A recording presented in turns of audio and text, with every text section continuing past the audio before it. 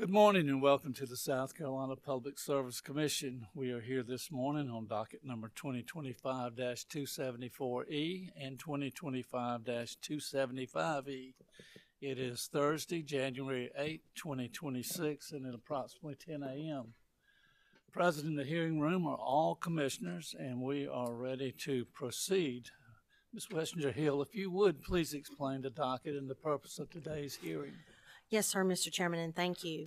And as the chairman just mentioned, this is the continuation of the proceeding that began on December 29th, 2025 in dockets number 2025-274E and also docket number 2025-275E.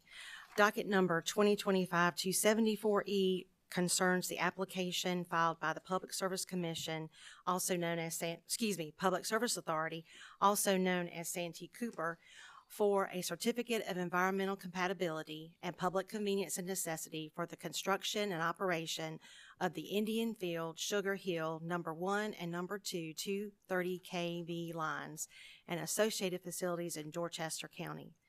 Docket number 2025-275E is the application of Central Electric Power Cooperative for a certificate of environmental compatibility and public convenience and necessity for the construction and operation of two Radial single circuit 230 kV transmission lines and associated facilities also in Dorchester County. These matters are brought pursuant to Chapter 33 of Title 58. Mr. Chairman, upon consulting with the parties, there are no procedural matters to address in the beginning of this hearing, and this matter is ready to proceed. Thank you very much, Ms. Wessinger-Hill. Good job. First, I would like the parties to introduce themselves, beginning with the applicant. Good morning, Chairman Powers, Vice Chair Williams, and Commissioners. Stephen Pelcher on behalf of Santee Cooper. To my right is Edwin Kamahoa, an in-house attorney at Santee Cooper. To his right is Ashley Cooper of the Baker Donaldson Law Firm, and at the end there is Catherine Wren, also of the Baker Donaldson Law Firm. Thank you very much and welcome. And interveners of the parties, Central Co-op. Chair Powers, good morning. Vice Chair Williams, Commissioners. Court Walsh with the Robinson Gray Law Firm here in Columbia. To my right is my colleague, Bailey Jackson. Also assisting me with the matter was Attorney Frank Ellerby, though he's not participating here in person today. Also from Central Electric, very briefly, Chris Ware, Senior Vice President for Engineering. And also I'll just note very quickly that Daniel Eubanks, Vice President for Engineering for Edisto Electric Cooperative, is also here today. Thank you. All right, thank you and welcome all of you. Office of Regulatory Staff. Good morning, Chair Powers, Vice Chair Williams, and members of the Commission. Donna Rainey on behalf of the Office of Regulatory Staff. And with me today is Stig Rasmussen and Jasmine Gunning. Happy New Year's to you all. Thank you and Happy New Year to everyone. Are there any statutory parties here that may be virtual or online? Technical indicates that there is not. It's my understanding at the start of this that the applicant or someone wanted to make an opening statement and that we may have a movie to watch. Is that correct? Yes, sir. That is correct. All right. No popcorn? We'll bring some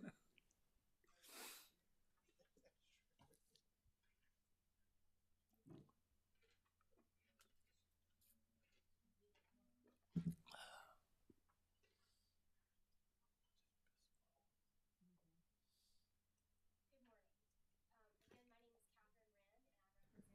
Could we turn that microphone on, please? Thank you. Good morning. I'm Catherine Wren, and I represent the South Carolina Public Service Authority, also known as Santee Cooper. Santee Cooper and Central Electric Power Cooperative have filed applications for certificates of environmental compatibility and public convenience and necessity. Both of these applications are based on providing electrical service to an industrial customer of Edisto Electric Cooperative, which is a central member cooperative.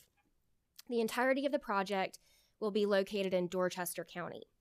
Santee Cooper's portion of the project includes the construction of a new Sugar Hill 230 kV substation and the construction of twin circuit 230 kV overhead transmission line extending from the future Indian Field 230 kV substation to the proposed Sugar Hill substation. Central's portion of the project, which Mr. Walsh will talk a little bit more about, involves the construction of 230 kV feeder lines connecting the proposed Sugar Hill substation to substations owned by Edisto Electric. Santee Cooper and Central will be presenting their 4 witnesses as a panel. But first, we do have the promised video to help orient everyone to the project's proposed location. And it is a short aerial video. There is no sound, but hopefully it is still exciting nonetheless. The video is going to show the route for the transmission line and the proposed Sugar Hill substation. It will start at the Indian Field substation location and then proceed in a southerly manner to the direction of the Sugar Hill substation.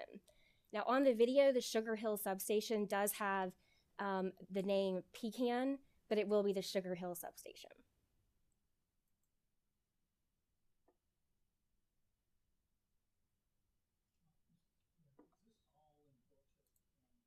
It is, yes, sir.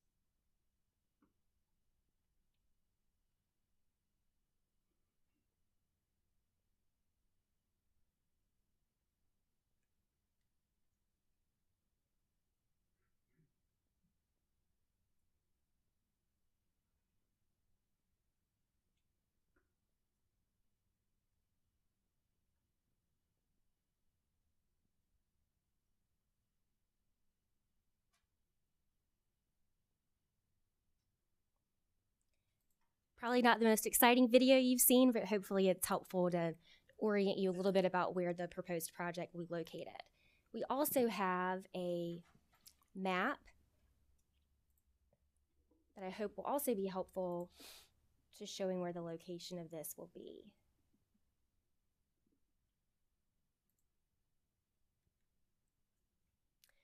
So on this map, you can see at the very top, there is a blue rectangle. That is the location for the proposed Indian Field substation. And then there is a green and black dotted line. That's the location for the proposed transmission line. And you'll see that it goes in a southerly direction down to where the proposed Sugar Hill substation would be located, which is reflected by the green square toward the bottom of the map. The map also shows the components of Central's portion of this proposed project, which I'll let Mr. Walsh introduce a little bit more.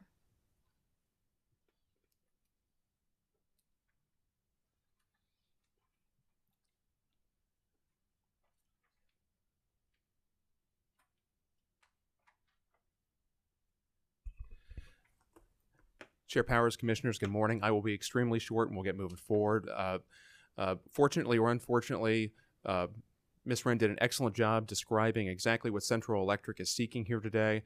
Though there are technically 2 components from a responsibility and construction standpoint, really the entirety works together. So just for convenience, really it's an understanding that there is a portion, as this map indicates, coming from north to south that is, at least for the docket purpose, is more the responsibility or the domain of Santee Cooper, whereas that southerly portion with the tan and black hatched line is Central Electric's part of the docket and project.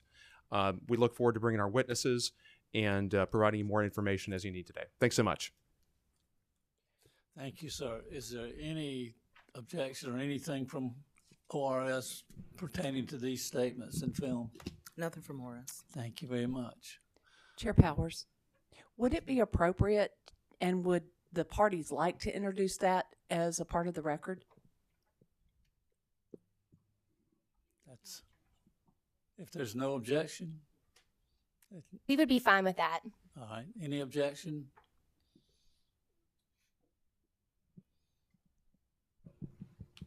None, Chair Powers. Thank you. Thank you. No objection from Morris. Thank you. That will be marked, placed in evidence as exhibit number 1. Chair Powers, I just want to, for clarification, is that the video and the map or only the map? Excuse me? Is that for Exhibit 1? Will that be the video and the map or only the map? Yes, together. Okay. Thank you very much.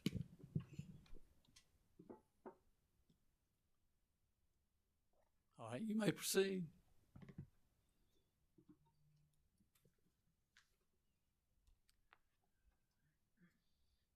Well, Chair Powers, just one more matter maybe before we move forward with our case. We can also mark applications and exhibits to our applications as hearing exhibits at this time if the commission is okay with that. All right, any objection from any party? None from Santee Cooper. All right, None from Morris. these will be marked as a group as exhibit number 2.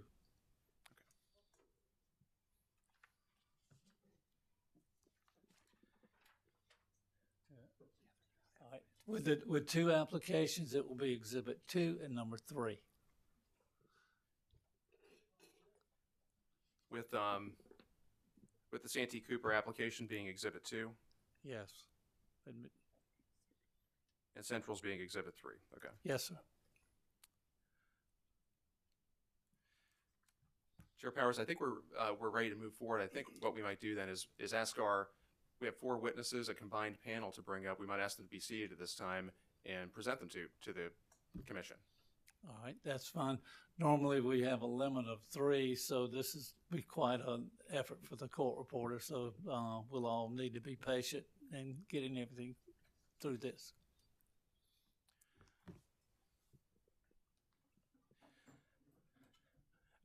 Additionally, while the panel is being seated, Chair Powers, one bit of housekeeping. I'll note that hearing exhibits 2 and 3 have various confidential exhibits where the commission previously allowed them to be filed redacted, unredacted and kept confidential. I would ask that any hearing exhibits be preserved and maintained and used and kept confidential per the commission's previous order in this matter. All right. The confidential version or portions of these exhibits shall remain confidential unless or until the commission rules that such information is not entitled to protection from public disclosure, or if the requesting party agrees that such information is no longer confidential or proprietary. That will apply as well to testimony. Thank you, Chair Powers. I'm sorry, go ahead. If you all would raise your right hands, please. Do you solemnly affirm the testimony you're about to give will be the truth, the whole truth, and nothing but the truth? Thank you. Chair Powers and Commissioners, before I go to the podium and begin to conduct direct examination, I just have, it might be good to at least introduce the witnesses initially. First is Mr. Chris Ware, who is the Senior Vice President of Engineering for Central Electric. And then I'll allow Ms. Wren to introduce some of the witnesses from Santee Cooper.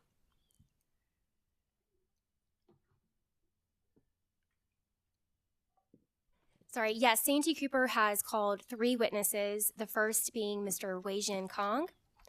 The second, is the mic on? The second is Sarah Kent, and the third one is Danny Trump. All right, you may proceed.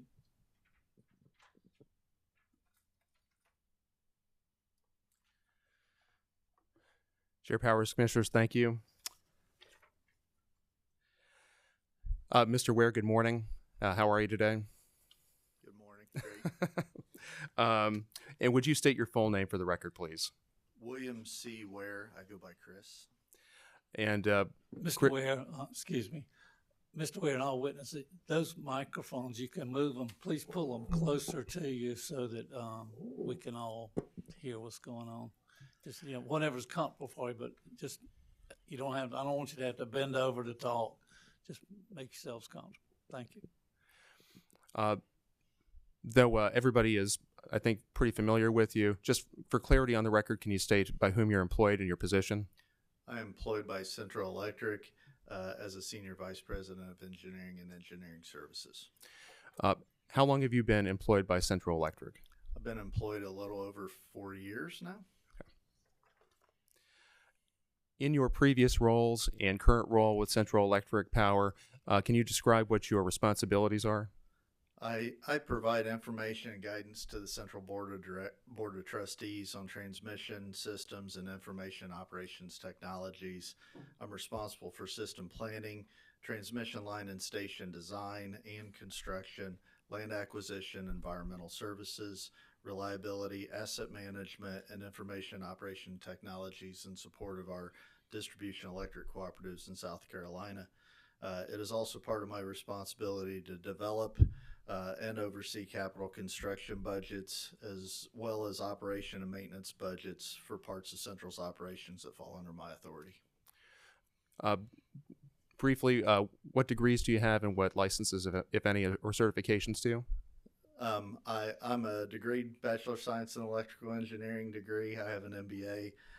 I'm also a registered professional engineer in both Indiana and South Carolina, and I'm a member of the IEEE Institute of Electronic and Electrical Engineers.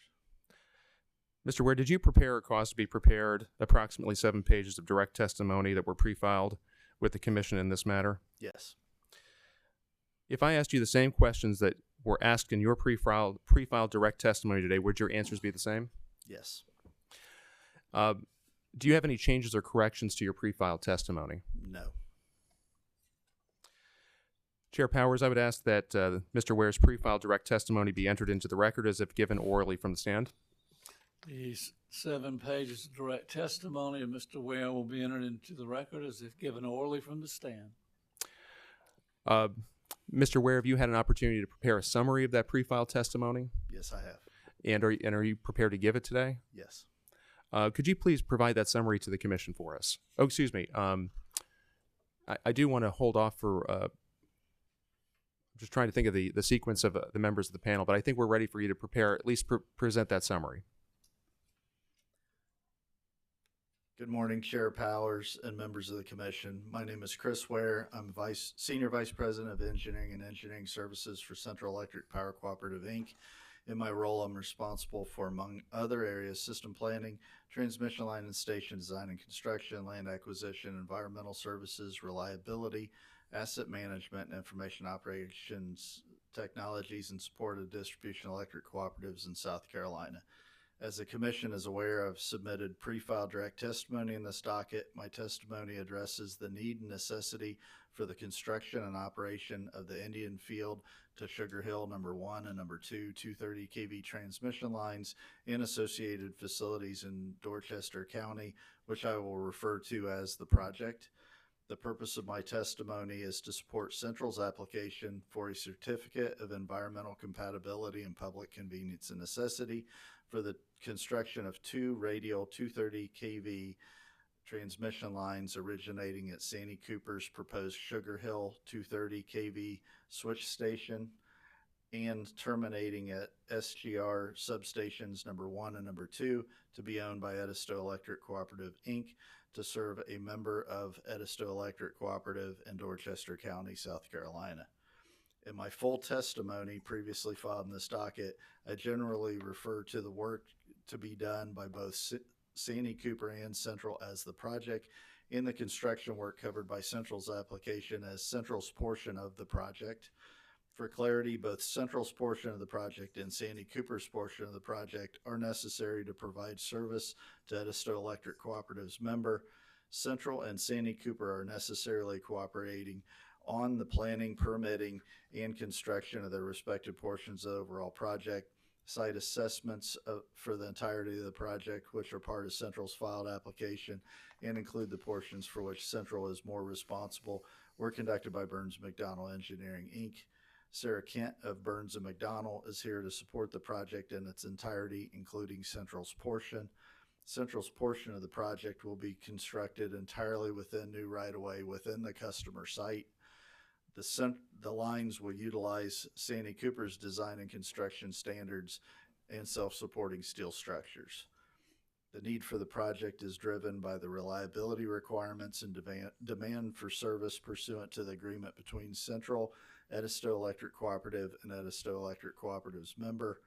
The agreement recites the member plans to construct and operate a new facility in St. George, Dorchester County, South Carolina, and requires Edisto Electric Cooperative and Central to arrange for construction of facilities necessary to serve Edisto Electric Cooperative's member. Importantly, Edisto Electric Cooperative's member has agreed to pay for costs and expenses incurred to construct the facilities that will provide service to Edisto Electric Cooperative's members' facilities. As a result, those costs will not be shifted to other members of Edisto Electric Cooperative or Central. The project represents a substantial capital investment by Edisto Electric Cooperative's member and the state of South Carolina. The facilities are expected to bring new, well-paid jobs and further economic benefits to the area. These investments will provide considerable local and tax revenue as well as other positive economic benefits. The size and load factor of the data center will benefit all members of Central, including Edisto Electric Cooperative, by making significant contribution through rates to cover existing fixed costs while directly funding the project to serve members' load. This concludes the summary of my direct testimony. Mr. Ware, thank you. Chair Powers and Commissioners, Mr. Ware is ready and available for questions, although I think I don't have any questions at this time. He's available for Commissioner questions or questions from other counsel, but recognizing, though, that because it's a panel, other witnesses may go first before any more questions. Thank you.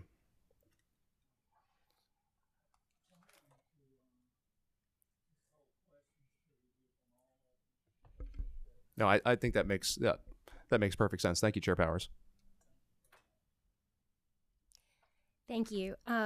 So as I noted earlier, Santee Cooper has 3 witnesses on its panel, the first being Mr. Wei-Jin Kong. Mr. Kong, can you please introduce yourself to the commissioners? Sure. Good morning, commissioners. My name is Wei-Jin Kong. I'm a senior manager in transmission planning for Santee Cooper. And Mr. Kong, have you prepared or caused to be prepared under your supervision direct testimony of 8 pages that was previously filed with the Commission on October 3rd, 2025 in the Santee Cooper docket? Yes. Do you have any changes or additions to your pre-filed direct testimony? No. And if I asked you the same questions here today, would your answers be the same? Yes. Have you prepared or caused to be prepared under your supervision any exhibits to your direct testimony? No. Chairman Powers, at this time, I move that the pre-filed direct testimony of Mr. Kong be admitted into the record as if given orally from the stand.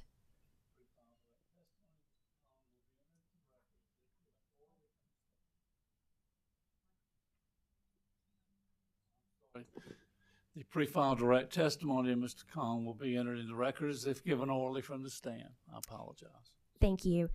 And Ms. Kent, will you please introduce yourself for the record?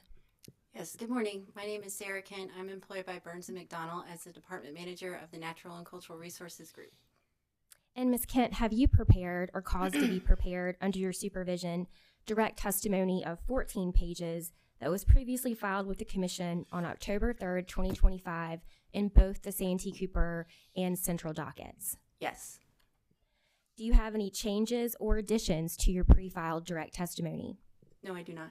And if I asked you the same questions here today, would your answers be the same? Yes. Have you prepared or caused to be prepared under your supervision any exhibits to your direct testimony? Yes, I am a contributing author of the August 2025 Transmission Line Siting and Environmental Report for the Indian Field to Sugar Hill number 1 and number 2 230 kV transmission line project, which is exhibit at number SK1. Exhibit SK1 is the same as Exhibit A to the application. I also note that I filed an errata to that report on January 6th, or this week, which pertains to the minor reroute witness Trump testifies about. Thank you. Chairman Powers, at this time, I move that the pre-filed direct testimony of Ms. Kent be admitted into the record as if given orally from the stand, and that Ms. Kent's direct exhibit and errata to that exhibit be marked and entered into the record.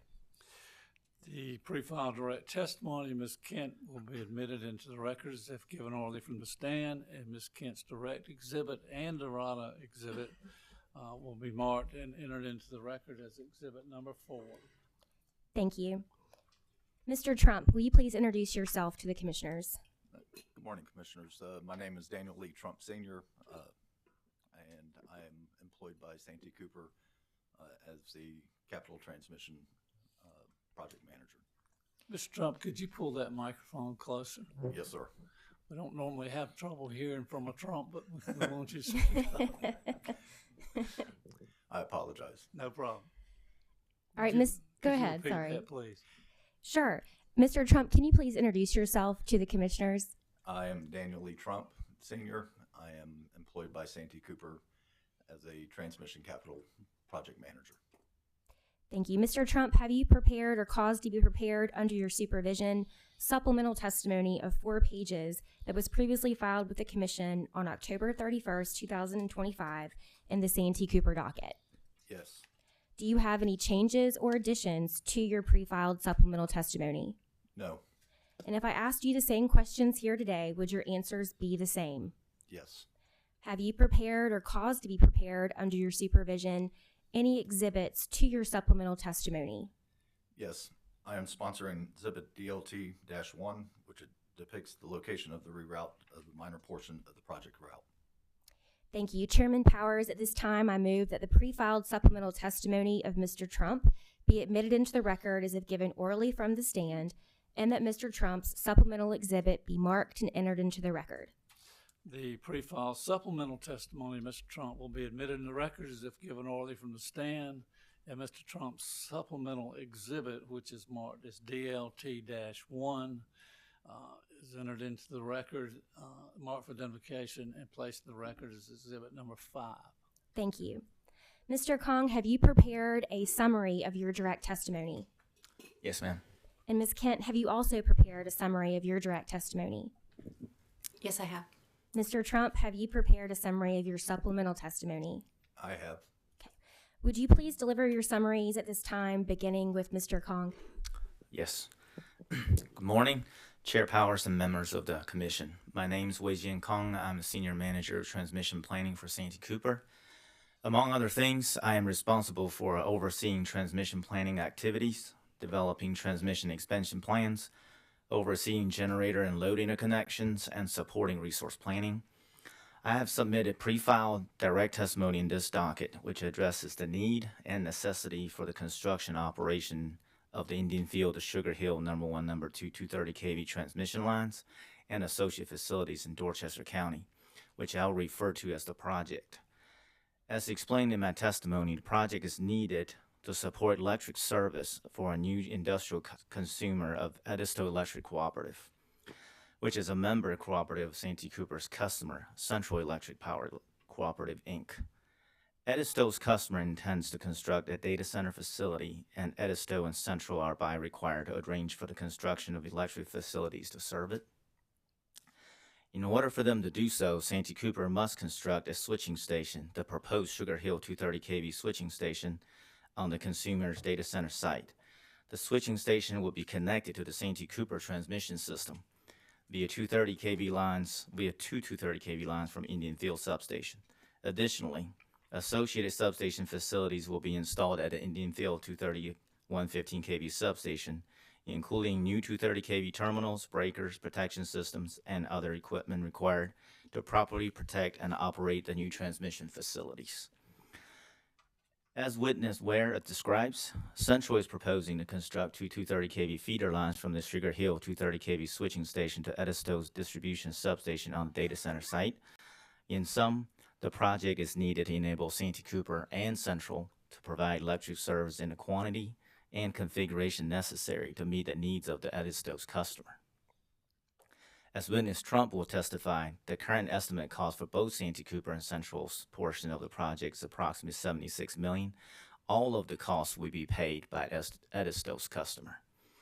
The projected in-service date is December 31st, 2026, and Santee Cooper can provide reasonable assurance that the project will conform to all applicable state and local laws and regulations. With regard to location of the project, the Indian Field substation is the closest source to provide support to the proposed Sugar Hill 230 kV switching station. Santee Cooper evaluated 4 transmission line route options, which witness Kent discusses in her direct testimony. It concluded that the project's proposed route is the least impactful to the environment because it parallels an existing transmission line corridor, which minimizes tree clearing and access road needs. Furthermore, the project and its proposed facilities will serve the interests of system economy and reliability. It is the most cost-effective solution for meeting the demand and reliability requirements of the customer because it provides the most direct transmission interconnection with sufficient capacity from Santee Cooper's transmission system to the customer. Public convenience and necessity also require the construction of the project. Failure to add the project and its facilities would result in an inability to meet the requirements of the Edisto customer or to provide the capacity necessary to serve the load under contingency conditions. Additionally, Santee Cooper determined that long-term power supply alternatives are not feasible to meet the demand and requirements of the Edisto customer. Also, it determined that energy efficiency measures, demand-side management, renewable energy resource generation, and available long-term power supply alternatives, or a combination thereof, would not satisfy the stated need in lieu of constructing the project. This conclusion is based upon my review and understanding of the project and associated reliability requirements of the customer. This concludes the summary of my direct testimony. Thank you, Mr. Kong. Ms. Kent? Good morning, Chair Powers and members of the Commission. As noted, I am employed by Burns & McDonnell Engineering Company, Inc. as a department manager of the Natural and Cultural Resources Group within the Environmental Services Global Practice. I have supported Santee Cooper and Central Electric Power Cooperative, Inc. with substation and transmission line projects for the past 5 years, including performing and managing environmental and local permitting and civil design efforts. In this proceeding, I submitted direct testimony on behalf of Santee Cooper and Central. I was a contributing author of the Transmission Line Siting and Environmental Report for the Indian Field to Sugar Hill number 1 and number 2 230 kV transmission line project, which was included in my testimony as Exhibit SK1. My direct testimony discussed the siting process and selected route for the proposed transmission lines, including the methodology used to evaluate alternative route options, offered an overview of short and long-term environmental impacts of the project, the impact of the proposed project to rare, threatened, endangered species and wetlands and streams, and summarize cultural resources studies and a visual effects analysis conducted for the project. For the project, Burns & McDonnell conducted a routing analysis that included the evaluation of 4 alternative transmission line route options. The routing analysis involved a desktop study that considered potential engineering, environmental, and economic constraints, and site visits to record natural resources and general observations along each of the route options not documented by available desktop data. A public open house was held on August 1st, 2024, and affected landowners within 500 feet of the proposed route options were sent an informational letter notifying them of the open house and providing additional information about the project. Landowners were invited to provide feedback on the route options through completing a questionnaire either in person at the open house or online through the project website, or by sending direct feedback to the project's hotline and email account. Feedback was collected for a 30-day period following the open house, and suggested revisions were incorporated into the routing analysis as appropriate. Based on the public feedback and results of the routing analysis, the selected route had the lowest environmental, social, and cultural impacts among the route options considered. The impacts to the environment, if any, from the construction and operation of the proposed project are anticipated to be limited to the immediate area where new structures are proposed to be installed. The proposed transmission lines and associated corridor will be installed within a greenfield 100-foot wide right-of-way. as an estimated 28 acres of previously undisturbed wooded area will be cleared to accommodate the proposed project. The new right-of-way generally parallels an existing transmission line. After initial environmental studies were conducted and permitting had commenced for the selected route, an approximately 1 mile segment located south of the municipal water tower facility along Winding Woods Road to the proposed Sugar Hill substation was rerouted approximately 100 feet east of the originally proposed route. After completing additional infield environmental surveys, the rerouted portion of the project was determined to have similar environmental impacts to the originally selected route, and no new or significant adverse impacts to the environment are anticipated. An errata was filed on the dockets this week that includes updates to the environmental report and the natural resources report incorporating the reroute. These updates include revised clearing and access road acreages and updated surface water features based on in-field surveys conducted for the reroute. As discussed in the following, the applicable agencies were notified of the reroute for the purposes of the permitting the currently proposed project. Burns & McDonnell conducted a desktop review of the project area using publicly available resources, including the U.S. Fish and Wildlife Service National Wetland Inventory, the Natural Resources Conservation Service Web Soil Survey for Dorchester County, the U.S. Geological Survey topographic maps and National Hydrography data set, and the U.S. Fish and Wildlife Informational for Planning and Consultation, or IPAC tool. Burns & McDonnell and SNME biologists completed in-person protected species habitat assessments to evaluate the potential for federally protected and state protected species and or their habitat to occur within the project area. 7 federally protected species were identified as having potential to occur. Additionally, during the March 2025 survey window, Burns & McDonnell conducted a presence probability absence survey for listed bat species using acoustical methods. The results of these surveys and our findings for the project were documented in a request for concurrence submitted to the U.S. Fish and Wildlife on May 8, 2025. U.S. Fish and Wildlife provided concurrence on November 19, 2025 that the project may affect, but is not likely to adversely affect, the federally endangered northern long-eared bat and proposed endangered tricolor bat. Further, U.S. Fish and Wildlife concurred that the project would have no effect on any other federally listed threatened or endangered species and would have no impacts on designated critical habitat. Regarding state protected species, we found that the project may affect, but is not likely to adversely affect the Raffines big-eared bat, the spotted turtle, and the Carolina gopher frog. Our determinations for these specific species was based on information reviewed, data and observations collected during infield surveys, and the implementation of species-specific avoidance and minimization measures during project construction that are consistent with the South Carolina Department of Natural Resources guidance. We also concluded there are no other state protected species would be impacted by the proposed project. These findings were documented in a request for concurrence submitted to the DNR on May 8, 2025. The DNR responded on June 24, 2025, requesting additional information. Burns & McDonnell responded to the DNR's request for additional information in a letter dated October 21, 2025, and the DNR responded on November 3, 2025, with no further comments or questions. Wetlands and water delineations were conducted by Burns & McDonnell and WSP. A total of 7 streams and 19 wetlands were delineated for the project. No tidally influenced canal features or tidally influenced wetlands or water features were identified. Within the identified wetland areas, clearing and construction activities will involve the use of high flotation, low pressure equipment, or temporary matting to minimize ground disturbance. Best management practices, or BMPs, will be implemented as required by the project's stormwater pollution prevention plan by a construction contractor prior to construction commencing. These BMPs include temporary matting, silt fencing, sediment tubes, vegetative buffers, and single-lane travel paths. No impairment of water flow is expected, and any ruts and depressions formed during construction will be restored as soon as possible. Permanent impacts to wetlands will result from the installation of foundations associated with support poles, but no permanent impacts to streams are proposed. Santee Cooper is committed to implementing avoidance and minimization measures to the maximum extent possible for this project. A pre-construction notification for authorization of the project's activities within jurisdictional wetlands under a nationwide Permit 57 was submitted to the U.S. Army Corps of Engineers Charleston District for review and comment in accordance with Section 404 of the Clean Water Act. The PCN was concurrently submitted to the South Carolina Department of Environmental Services to obtain a water quality certification in accordance with Section 401 of the Clean Water Act. The Corps and the DES both provided their authorizations for the project on November 24th and November 4th, 2025, respectively.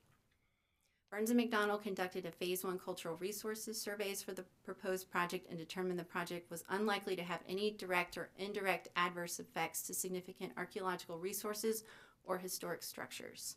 Our findings were submitted to the South Carolina State Historic Preservation Office on May 15, 2025 and October 27, 2025. SHPO responded on November 4, 2025 and concurred that the project is unlikely to have any direct or indirect adverse effects to significant archaeological resources or historic structures. Burns & McDonnell conducted a viewshed analysis for the proposed greenfield transmission lines, which considers the height of the proposed poles, vegetative screening, and the surrounding terrain. The analysis concluded that the proposed project would have low to moderate visual impacts from clearing of the proposed 100-foot right-of-way and installation of new pole structures. Additionally, the proposed routes parallel an existing overhead transmission line. Existing vegetation will provide additional screening, and the new transmission line corridor is consistent with the overall setting of the surrounding landscape. As stated in my direct testimony, the impact of the proposed lines upon the environment is justified considering available technology and the nature and economics of alternatives, as this route minimizes the effects to the environment, land use, cultural resources, and aesthetics. In my professional judgment, Santee Cooper and Central Electric Power Cooperative, Inc.'s decision to use the proposed route was proper. This concludes the summary of my direct testimony. Thank you, Ms. Kent. Mr. Trump? Good morning, Chairman Powers and members of the Commission. My name is Daniel Trump. I am Santee Cooper's project manager for transmission capital projects for this project. In this role, I, among other things, lead meetings with internal and external stakeholders, including senior management, local government officials, landowners, to ensure the alignment and transparency with regards to Santee Cooper's projects. In this proceeding, I submitted supplemental testimony to discuss Santee Cooper's rerouting of a minor portion of the route for this project and its impacts. I explained in my testimony that following the filing of the application, Santee Cooper rerouted a minor portion of the project route through Dorchester County's property in response to a request to do so from the county officials. In particular, Dorchester County asked that a portion of the route located adjacent to the planned industrial development be adjusted. Santee Cooper agreed to accommodate this request to support local development priorities without sacrificing the integrity of the project. To do so, it has shifted a minor portion of the route in an area located south of the water tower facilities along the Winding Woods route. This reroute is shown in the exhibit to my testimony, which depicts the original planned route in red and the reroute in yellow. This reroute is expected to have minimal impact on the cost associated with the project, which is estimated to be approximately $76 million. Additionally, it is not anticipated that the minor reroute will significantly change the expected environmental impacts of the project, which witness Kent has confirmed. This concludes my summary of my direct testimony. Thank you, Mr. Trump. Chairman Powers, at this time, all members of the panel are available for cross-examination from the other parties and questioning by the commissioners. All right. Well, Ms. Wren, while you're standing there, do you have any cross-examination for Mr. Ware? I do not. All right. And Mr. Walsh, do you have any cross-examination for the Santee Cooper witnesses? I just have one. Chair Powers, I just have one question. Okay.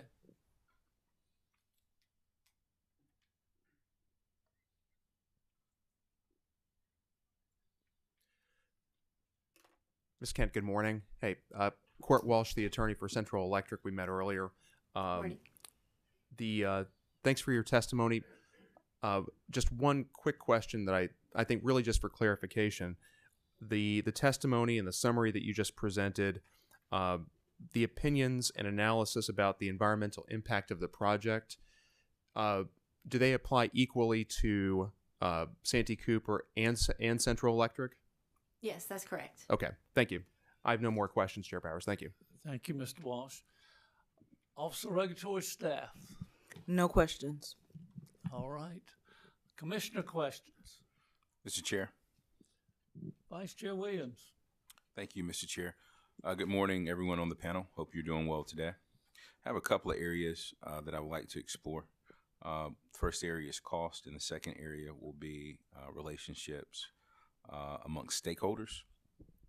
First area, as it relates to cost, Mr. Kong, you stated that, or I believe you stated, please correct me if I'm wrong, that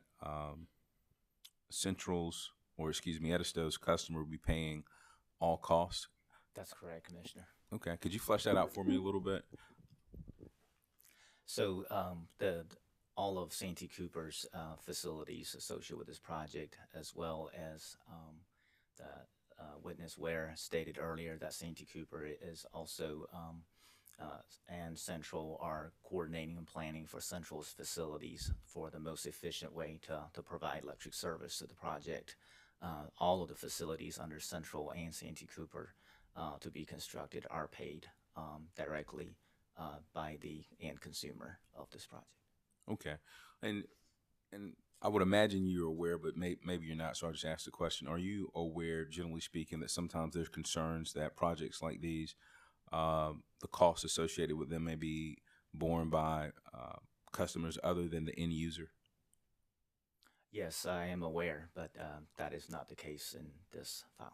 Okay, and I believe your testimony here today. Just want to dive a little bit deeper. Is there any way to verify that?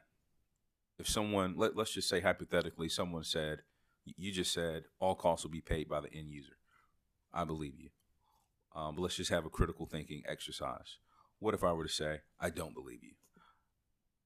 How would we verify that all costs will be paid by the end user? So we have, actually our agreement is between Santee Cooper and Central. So I think in this case, I'm going to defer to Mr. Ware, as he will be closer to the cooperative and the end consumer in terms of construction cost. Okay, thank you, sir. Mr. Ware? Yes, we've got a facility construction agreement between Central, Edisto Electric, as well as Edisto Electric's end member consumer. Those costs, it was a prepayment type agreement, so it was structured. They have paid the costs of those facilities up front, including the cost of distribution facilities that Edisto Electric Cooperative is providing. All those costs have been paid up front on a prepayment basis. Any actual cost, it'll be trued up at the end. So that is included in the facility construction agreement, the redacted public version of that for inspection. Okay, thank you, gentlemen. The other area I'd like to explore with Mr. Trump, and that's just relationship, communication with stakeholders. I heard you say in your testimony that Dorchester County had some issues and you worked with them to address those issues. Could you give more background on that? Yes, sir. They have several parcels along this route, and one of them they're developing for economic reasons. And they had already started and just asked us if we could potentially shift our route slightly to avoid minimizing the impact onto their industrial site. And we evaluated it and agreed that we could do that without major disruption to the project or cost or schedule. Understood. Thank you, Mr. Trump. Would it be fair to say that any community stakeholder that had interest in this project had the opportunity to be heard, and if they had issues, those issues were heard and addressed in whatever way they could be addressed? Yes, sir. We did that with the public hearing and different announcements that we make prior to doing construction, clearing, or any other matters along any property owners that are involved. Thank you, sir. Ms. Kent, I don't want to leave you out, but I don't have any questions for you. Thank you for being here today. No, thank you. Thank you, everyone. That's all I have, Mr. Chair. Thank you. Thank you, Mr. Vice Chair. Any further commissioner questions? Chair Commissioner Powers. Williams. Thank you. I want to thank my fellow commissioner for his questions, because he asked several that I was going to ask. I want to thank all of the parties for the opening map that's Exhibit 1. If I won't tell on myself too much, but I spent a lot of time looking at your testimony and Mr. Thompson's testimony, trying to figure out what was what. And just think graphically. So I really appreciate the opening map in particular. Ms. Kent, my questions are only left for you. It's a really narrow detail, but I noted when you got the last comments from each of the interested and involved parties, DNR, Corps of Engineers, et cetera. Did that include the reroute? Yes, ma'am, it did. As stated in my testimony summary, there were several dates when we submitted information to the agencies. So the first date was for the originally proposed route, and then the second date included all the reroute information. So the agencies have been informed of the reroute. I also noted in your testimony the open house was August 1st, 2024. Yes, ma'am. Is that a standard amount of time between, your reconnaissance and this hearing? So that was during the initial routing phase. So during the routing phase is when we conduct more of a desktop review and then solicit public and landowner feedback through there. And then following, once the route is selected, is when we do the in-field surveys and do more of the detailed analysis from an environmental standpoint as the detailed design progresses as well. So yes, over time we were able to capture all the environmental impacts that would be associated with this route within that period of time leading up to this. And then again, also got agency authorization on the project. So, and that question really may be for anybody else on the panel who wants to answer, because what I notice is we've got a year and 5 months between initial evaluation and to today, and it may be a question that doesn't need an answer, but is that standard is my question for it to take almost a year and a half. Commissioner Williams, I'll kind of expand on that. It's I know I've had personal conversations, emails, phone calls with probably 80% of the landowners throughout that time as we're going through and trying to address any concerns that they have. So it wasn't just as of August 1st of 2024 that we just stopped communicating. We're constantly communicating with all of them throughout this time period. Anybody else want to comment? I appreciate that, though. Okay. Thank you very much.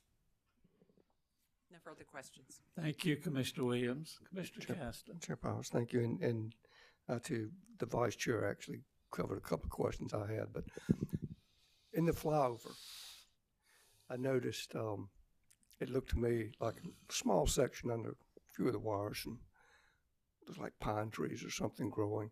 I was just kind of curious, who maintains the rights of way on those transmission lines?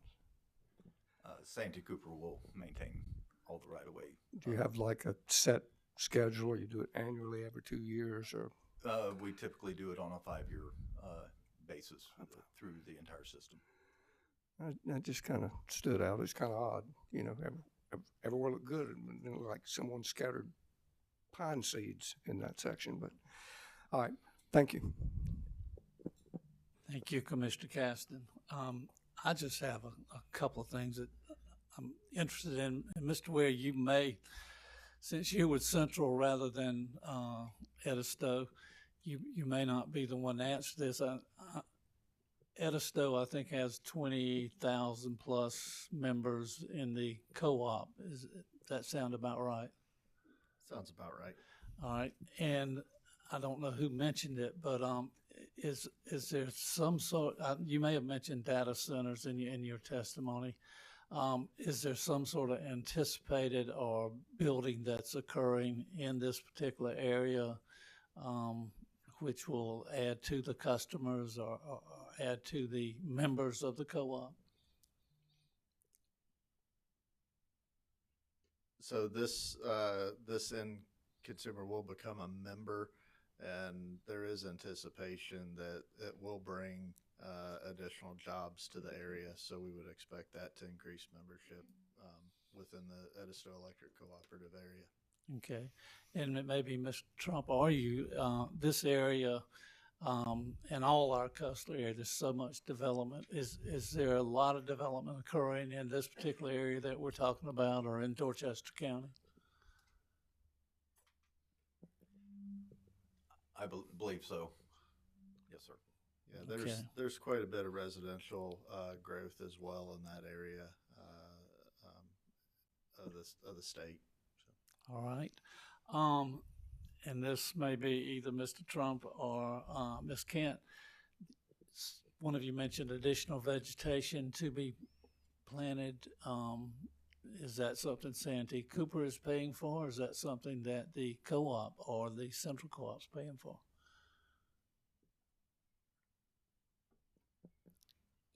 I'm sorry, Chair Powers, you mentioned additional vegetation to be planted? I heard the words additional vegetation. I wrote it down when I heard it. Okay. Is what's being planted and who's paying for it? Don't remember Yeah. that being stated, so I apologize for that. I don't think we are planting any additional vegetation. No, Chairman Powers? if anything, the 100-foot right-of-way will be cleared to accommodate the new transmission lines. All right. And right when you were talking about that, or whoever was talking about it, that talked about the size of the poles, and these poles will be the big ones, the iron ones, metal ones, not the ones.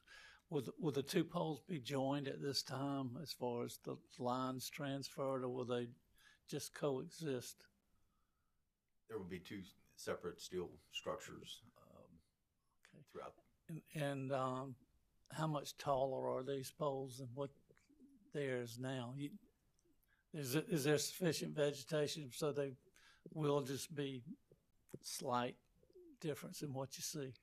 Yeah, so we did a viewshed analysis as part of the environmental report, and this was a GIS-based tool that we use that incorporates terrain and vegetation height and the pole heights. And there was a map included in Appendix C of the environmental report that has a viewshed analysis that provided the results of that GIS tool. And in general, the northern portion of the route is heavily vegetated and is not, the transmission route would not be as visible. It is more visible on the southern portion where it's co-located with the existing transmission line and where more clearing has occurred. But again, this is a like land use with the existing transmission line and would not have an overall impact to the visual aesthetics of the area. So. Okay. One of the water tower that we saw, does that serve a particular industry, or is that general residential water tower that we saw in the film? I believe that is Dorchester County's for the industrial Okay. park in that area. All right, that's all I have. Is anything further from any other commissioners? Any redirect from either party? Not from Santee Cooper. None from Central Electric, sir. All right. Anything else from ORS on these witnesses? No. All right.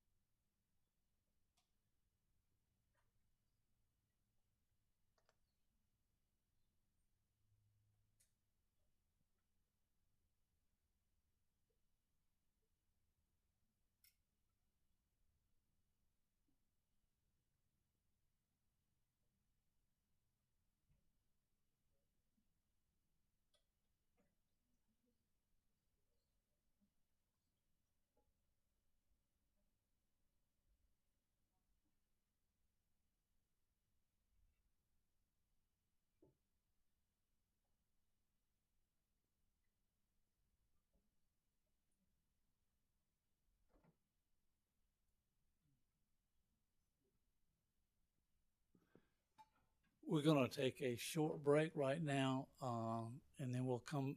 Is anything further from either parties, or is that your case? That's it from Santee Cooper. All right, and that's it for you, Mr. Walsh. Yes, sir. That's Central All right. Electric's presentation. Thank you.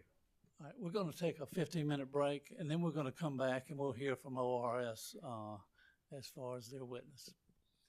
And our attorney wants to address the attorney's about a record keeping about how much of this stuff, paperwork that we're going to have to put into the record and how to do it during the break. We're in recess for 15 minutes.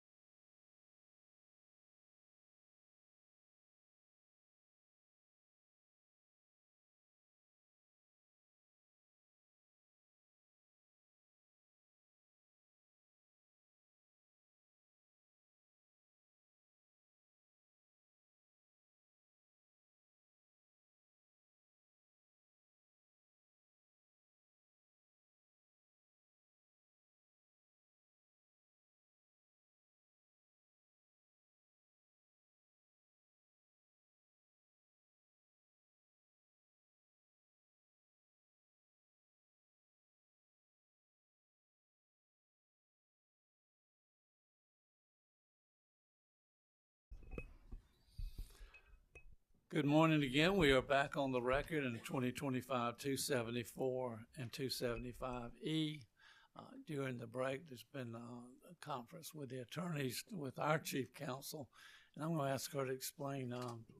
We were just trying to get some record keeping straight. Ms. Westerhill, would you explain that Yes, for sir. the record? Yes, sir. Thank you, Mr. Chairman. Hearing exhibit number 1 is the video and map that was provided at the beginning of the hearing. Exhibit number 2 and number 3, this is what the discussion truly, and number 4 is what the discussion centered around. Hearing exhibit number 2 is the application filed by Santee Cooper plus the exhibits to that application. And where that application also included the environmental report, which was referenced by Ms. Kent, that one is also in there because it is labeled as a different exhibit within the application of Santee Cooper.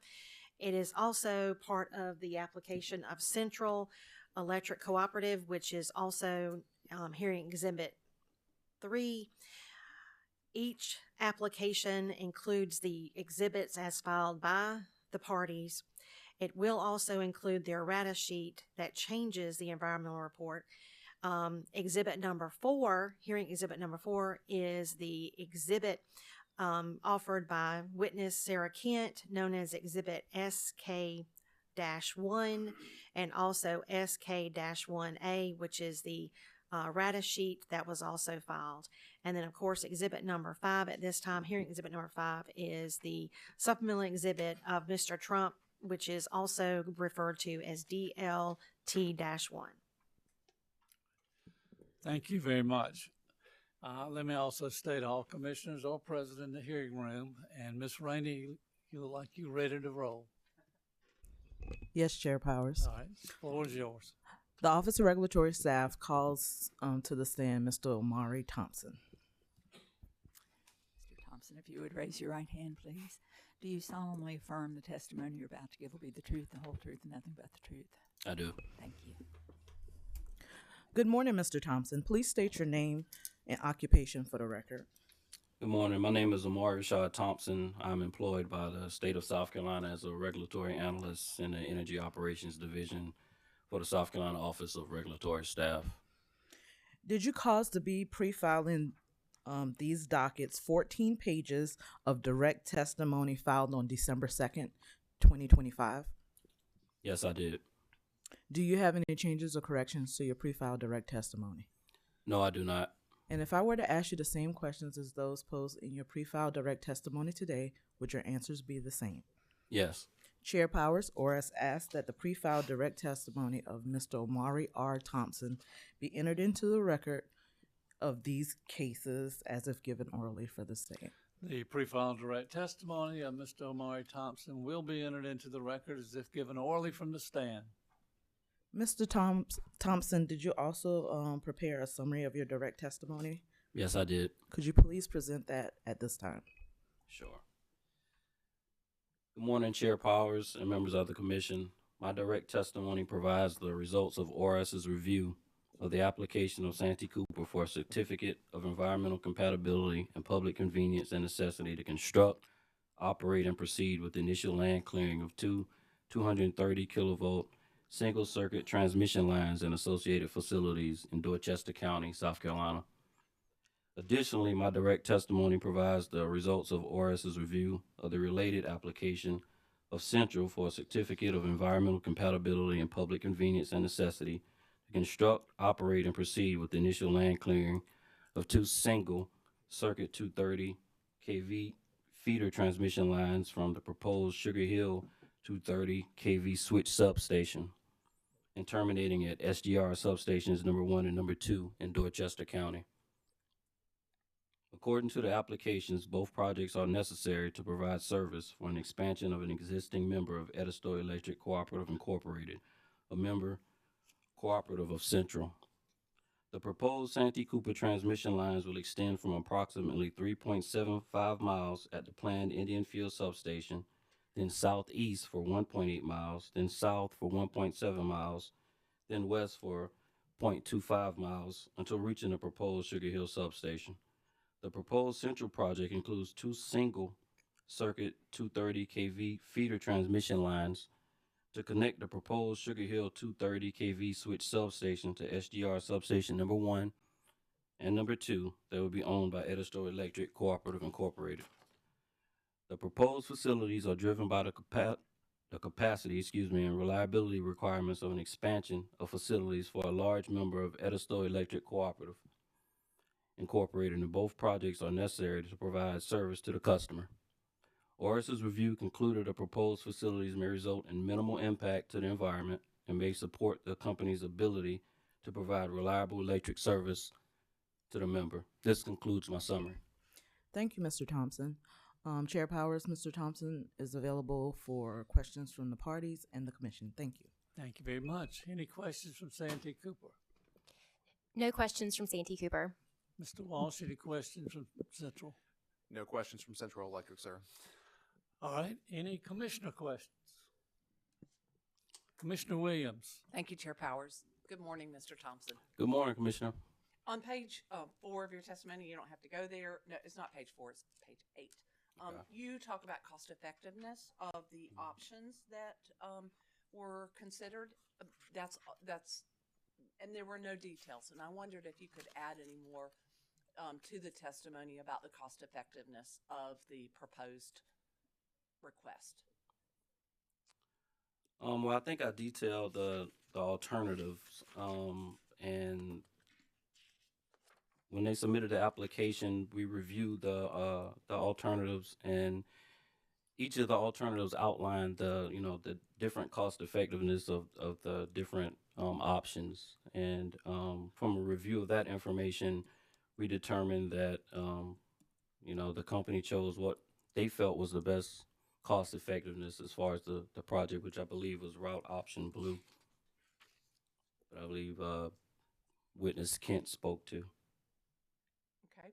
And in terms of have you been able to review Santee Cooper's Ms. Kent's additional information regarding DNR's impacts on state protected species, and does that change your recommendation on the project? Any of the later submittals? Within this past week? No, I don't think so. I don't think so. So I really think you have reviewed such. I'm admitting those November submittals would have been reflected in your testimony. Right, they would have been, because your testimony is December 2nd. Right.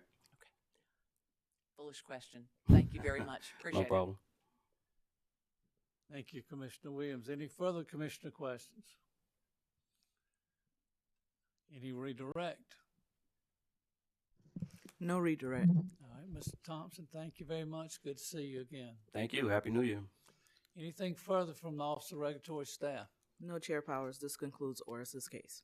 All right. Anything further from any party? All right. I think our attorney will meet with you as far as what's due when, and hope everyone has a very good day and a good week. Thank you very much. We are adjourned.